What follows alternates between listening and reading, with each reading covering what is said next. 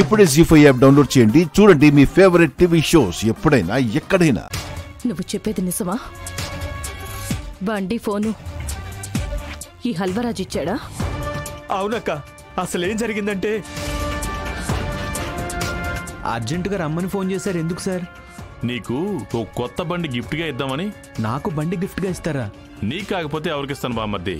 ఈ తాళాలు తీసుకో, ఆ బండి తీసుకుని ఊరంతా 10 రౌండ్లు కొట్టి పండగ చేసుకో. ఎదురింట్లో సీసీ కెమెరాలు ఉన్నాయిగా? ఉన్నాయన్నా, అందుకే కదా బండి అక్కడ పెట్టింది. పైగా నువ్వేమన్నా తక్కువ ప్లాన్ చేసావా? వాడిని దొంగ నిరూపించడానికి 4 తలలు ఇచ్చావు కదా.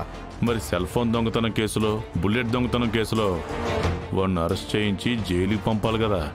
అలా నన్ను నమ్మించి నాకు తెలియకుండానే వీడియో షూట్ చేశాడక్క.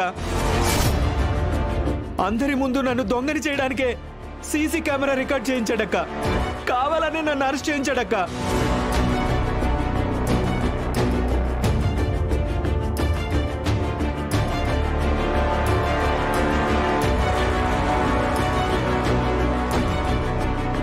అర్థమైందిరా, మ్యాటర్ మొత్తం క్లియర్గా అర్థమైంది.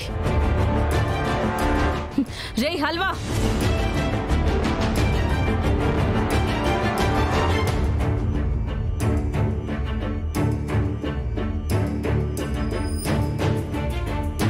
ఏంటిది మంచి మీద లేకుండా అరే ఊరేని పిలుస్తున్నావు?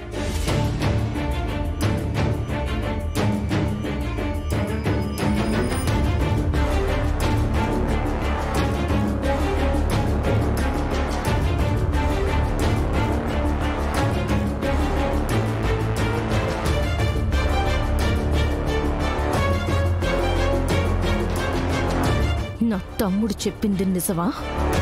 ఆ బండి ఫోను 2 నువ్వే ఇచ్చావా? నేనెందుకు ఇస్తాను? మన ఇద్దరికి పెళ్ళి అవడం ఇష్టం లేక వాడు పిచ్చివాడు అవుతున్నాడు.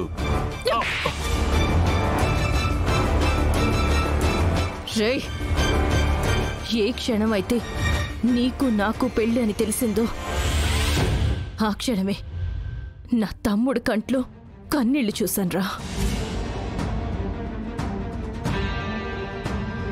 అందుకే వాడి అక్క జీవితం నాశనం కావడం ఇష్టం లేకే వాడు నిజాన్ని బయటపెట్టాడు.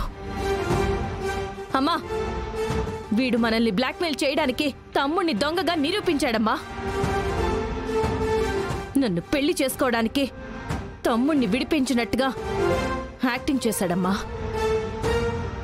ఇలాంటి నీచుణ్ణి, ద్రోహిని ఇచ్చిన మాటకు కట్టుబడి పెళ్లి చేసుకోవాల్సిన అవసరం లేదు. నా కంఠంలో ప్రాణం ఉండగా ఈ వెధవతో మాత్రం తాడి కట్టించుకోను. అవునమ్మా, నిన్ను పెళ్లి చేసుకోవడానికే వీడు మన బంటిని ఇరికిచ్చాడని తెలిసిన తర్వాత ఇంకా ఈ వెధవను పెళ్లి చేసుకోవడం ఏంటి? రేయ్, నీకు నా కూతురికి జన్మలో పెళ్లి జరగదు. పోరా బయటికి. జీ5 యాప్ డౌన్లోడ్ చేసి అన్ని ఎపిసోడ్స్ పూర్తి ఉచితంగా చూడండి.